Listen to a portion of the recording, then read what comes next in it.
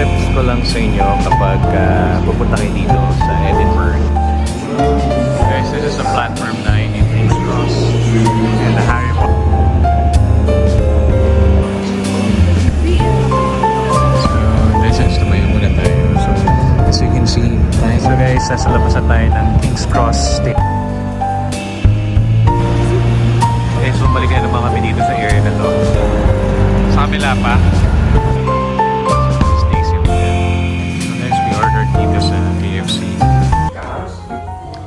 Morning guys, we're just waiting for Uber. We're leaving Edinburgh. Nakakalungkot lang kasi kulang yung 2 araw, so hopefully we'll be back. So guys, ito yung lobby ng Stay Central Hotel. It's our last day today. Kulang yung 2 days dito sa Edinburgh, so I think I recommend na pagpupunta kayo dito at least 3 days. Initially talaga 3 days ang plan namin, pero we have to cut it into 2 days because hindi perfect dun sa flight time pabalik sa Manila. No, so this is the lounge, that's the reception, this is the breakfast area, the dining area, and yung very lively yung colors, no, malinis, friendly, and nag-smile yung mga staff dito, and in the room very spacious, may lift, may elevator. Kung may heavy luggages kayong kagaya nun, obviously, kailangan may lift yung pag-stayan nyo. Right now, we're just waiting for our Uber. May Uber dito. So actually, pwede mo naman lakarin. Yung nga lang kasi heavy yung luggages namin. Papunta kami sa Edinburgh Waverley train station where we will be going to London. 4 hours of travel time. Ayan. So, inipon natin, no? Ayun bags. Time check is almost 8 in the morning. Pero madilim pa sa labas. Guys, meron diyang parang bar. Yung Three Sisters, you can go there if you like a bar. Safe yung place na to. Mukha lang hindi, pero actually it's very safe. May convenience store sa tabi. Actually, meters away lang. And then, may mga bars pa dyan sa labas. But very safe yung lugar. Walking distance na to sa Royal Mile. Hindi na kayo mahihirapan. So guys, this is the Stay Central Hotel. We're just waiting for our Uber. So ito yung surroundings. So ito yung hotel. But nice, no? Central Stay. So sa kabilang side, meron doon convenience store. So ito yung surroundings namin. May mga hostel din dito, ayan. And then may mga bars yan dyan. Tahimik lang yung lugar, but it's a nice place. It's a safe place. Pag diniretso niya yan, marami ng mga restaurants, saka matao na yung lugar sa dulo, no? And then ang very interesting sa lugar na to is that may bridge dyan. And then naglalakad kami, we thought na parang ba't may bridge dito? Parang katulad doon ng lugar ko sa kami nag-stay. So tama nga kami. Yun yung isa sa mga main road doon sa taas. So kakaiba yung landscape ng Edinburgh, no? Hindi mo alam kung nasa baba ka ba, nasa taas ka ba, no? So iba, no? Kasi nga nasa parang mountainside na buo tong Edinburgh na old town eh. No? So yan. And goodbye Edinburgh. Thank you so much for a good stay and for sharing your history to us, your ambience, and of course thank you to the Scottish people, yung mga na-encounter namin ng mga staff. Thank you.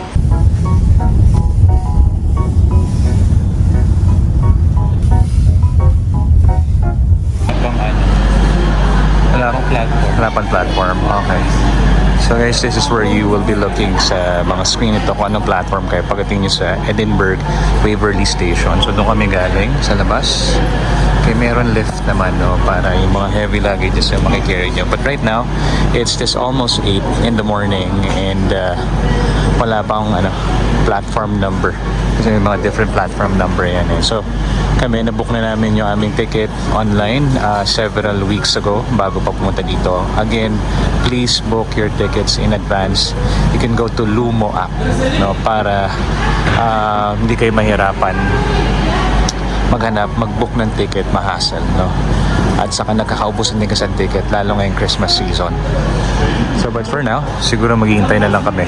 Hindi pa kasi rin kami nag-breakfast. So yun na yung platform, yung track ng train. Ano yung mga different platforms na pwedeng sakyan. So guys, dito ang station ng Edinburgh Waverley. So diyan kami bumaba, dito rin kami sasakay pabalik ng London. And guys, habang naghihintay sa train nyo, you can actually, sure, may mga kainan dito, no? Ayan, so merong Pret a Manger, favorite namin to. Mura yung mga sandwiches and drinks. May Boots, which is, I think it's a parang beauty bar and pharmacy, parang gano'n, no? So yeah, may mga toilets din. Yeah, so ito yung ma-expect nyo sa loob ng Edinburgh Waverley Station. So guys, in fairness, hindi ganun kalamig, but as you can see, yung mga tao pa rin ay naka full battle gear ng kanilang winter outfit. So yeah, we're still enjoying our last few hours here in Scotland. Guys, na-realize ko lang, mukhang dito kami papasok kasi andito yung mga turnstile. Kagaya na papunta kami dito, yung QR code ng ticket, i-scan dyan sa mga turnstile na yan. Yung color red, yun yung turnstile. So I think diyan kami sasakay or diyan kami papasok rather.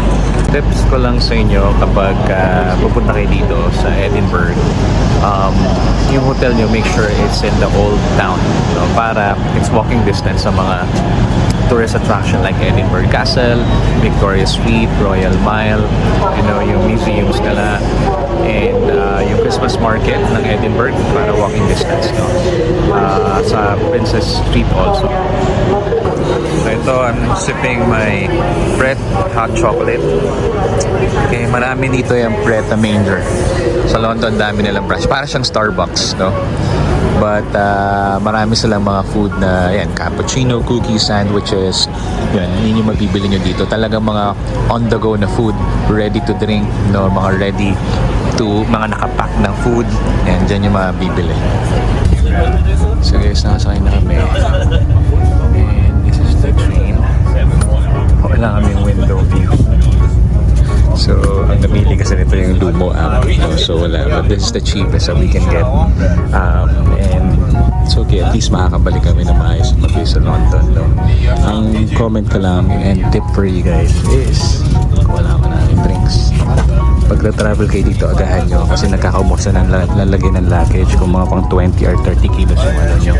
Yung iba lalagay nyo na sa taas, yung iba naman na sa mga ano, pero limited, so you have to find space na. No? So ang mapapakita sa inyo yung ano, yung pinaglaya namin ng luggage. Ang hirap, parang chaos kanina, pero at least nagsimula na yung travel journey namin. Tapos tumayo muna tayo. So as you can see, time it's I think it's 9 in the morning, but very foggy yung dinadaanan namin right now. Yung vastness ng rural side of the United Kingdom, okay, via the train we're taking right now from Edinburgh to London. So pakita ko lang sa inyo yung train na to. Ito yung cafe nila, pinubuksan nila yan, tapos parang meron parang tinutulak-tulak. You can buy food and snacks, coffee, yan. So maliit lang yung place, pero may time lang siya kung ng oras sa bukas, no? So kung wala kayo nadali mga nabiling breakfast or nadalang breakfast, pwede dito. Pero mga snacks lang talaga. So might as well bumili na kayo doon mismo sa Edinburgh Waverley train station. Marami doong options, no? So ito yung kabilang side naman. Inaabangan ko yung Angel of the North na monument kasi hindi natin nakita last time. Sinabi lang ng isang passenger. So, pero I believe nasa kabilang side siya. So, hopefully makita natin despite of the foggy weather right now. So, imagine nyo kung dito kayo nakatira. Grabe yung ano, no? Yung lamig. Yung lamig na may encounter nyo dito. The view is very nice.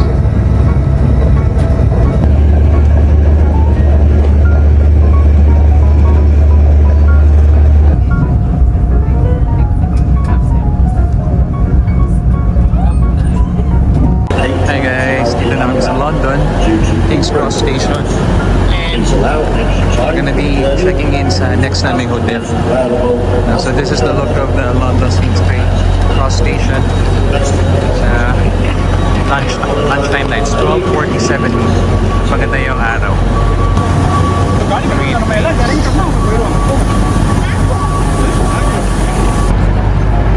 So yun guys, so this station has been here for 200 years. So if you ride here, pass by here, then you become part of the 200-year history of London. London King's wala pa.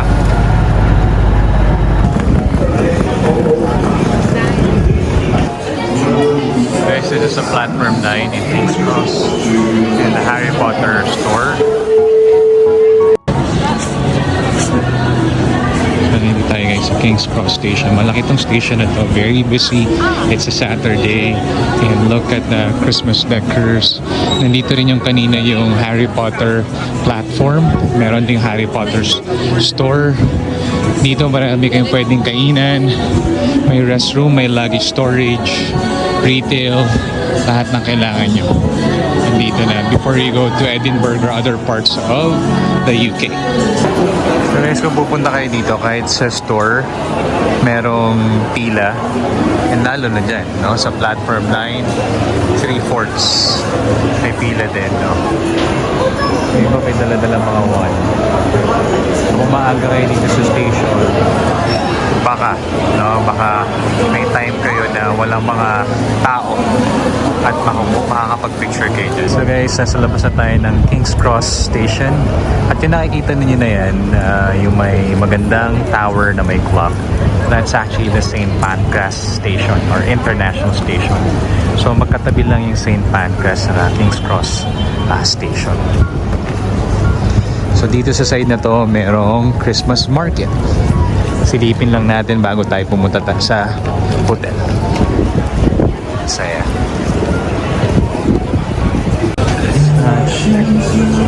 Sarap na pagkain.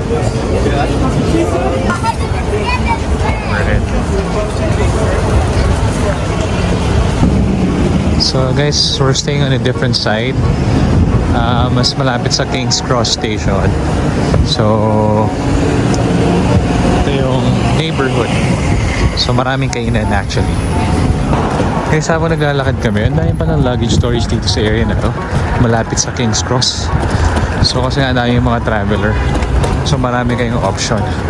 So kung pupunta kayo again ng Scotland sa Edinburgh, kung marami kayong luggage, iwan nyo nilang iba. Hindi rin kasi kasya sa train. First come first serve din. And then sa Edinburgh, mahirap din yung marami kang luggage, no? Kasi hilly yung lugar. So this is going to be our hotel overnight because tomorrow is our flight back to Manila. So this is Daisy Hotel. So guys, this is our room, Daisy Hotel. We chose actually just the ground floor kasi hindi lagi siya yung mabibigat, no? So fair enough, decent naman yung size at may sariling restroom. And okay, so hindi na kayo mahihirapan bukas. And so, pakita ko lang pala yung shower. And okay na, mura lang to, no? Actually, buy dito overnight is 6,000. No, so malapit sa King's Cross, walking distance. Okay naman, hindi lang ganun kaganda yung front at saka yung lobby. No, but okay na to kasi syempre ang mahal dito sa London, no? Pound yung yung currency.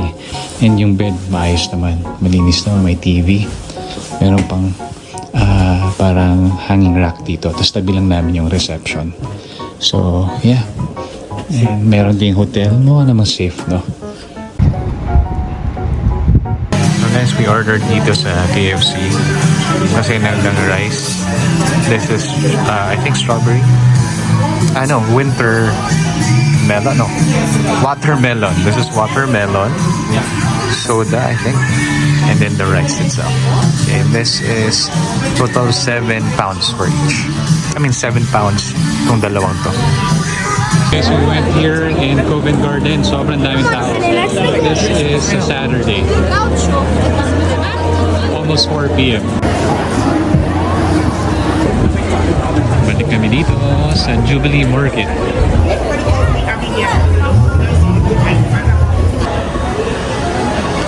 Jubilee Market. Daming tao guys dito sa Covent Garden.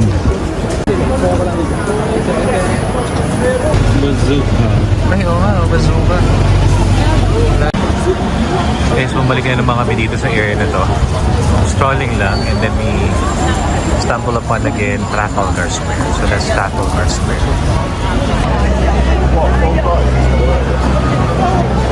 Sa Liberty, ang daming tao na very festive. Ha? Yeah, so this is Liberty. We're gonna enter this one. It's recommended also.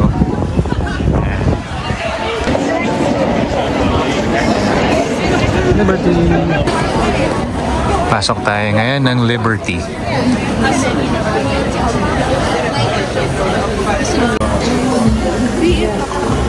So this is the inside of this mall, Liberty Mall, no? Wood yung mga ano niya, surrounding niya. So I think this is an old mall.